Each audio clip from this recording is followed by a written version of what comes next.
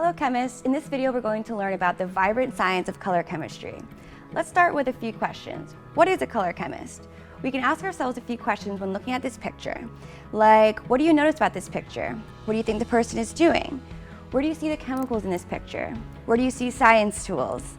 What does the name color chemist make you think of? Well, color of course. What is your favorite color and how does it make you feel? My favorite color is violet, and it's my favorite color because it brings me joy and happiness whenever I see a flower, the violet flower, in nature.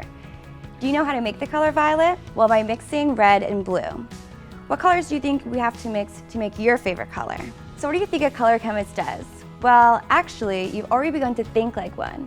Color chemists study and experiment with colored pigments and dyes to create new colors. A pigment is a substance that gives something a particular color when it is present or is added to it. Color chemists ask questions like, what materials could I use to make a pigment? What colors can be mixed to create a color? When, where, and how was this color made? What happens when I mix these two colors together? How can we extract a color from something? Pigments and dyes are used to color everything from paints to toys and clothing to cosmetics and food products.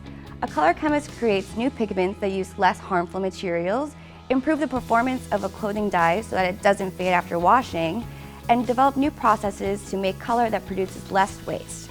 Color me intrigued. Are you? Now let's get experimenting with color chemistry. We are a team of color chemists working for a company that makes paints and inks for artists.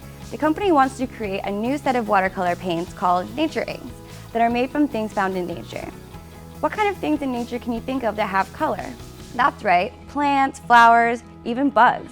How do you think we could go about making a color from a plant or a flower? Here I have a tool called a mortar and pestle. This tool allows color chemists to grind up natural materials to extract the color into a pigment. Did you know that you can make a mortar and pestle with just a rock in any bowl or container at home? Now I'm going to show you a natural material, and I want you to think about what part of nature do you think this comes from? This is a butterfly pea, and it is a flowering vine native to Southeast Asia. What color pigment do you think the butterfly pea flower could produce? Well, let's find out. I'm going to place a butterfly pea into the mortar and add a spoonful of water. Then with a pestle, I'm going to grind, not pound, grind the flour and water together. What color pigment did the butterfly pea produce? Blue. Were your hypotheses correct? So now we're going to do the same thing with another natural resource, cochineal shells. What is a cochineal shell and where in nature does it come from? Insects. Cochineals are small insects native to Central and South America that live on cactuses. What color pigment do you think the cochineal shell will produce? Well, let's find out. So I put the cochineal shells in the mortar, and I'm going to add a spoonful of water. And again, I'm going to grind it up with the pestle.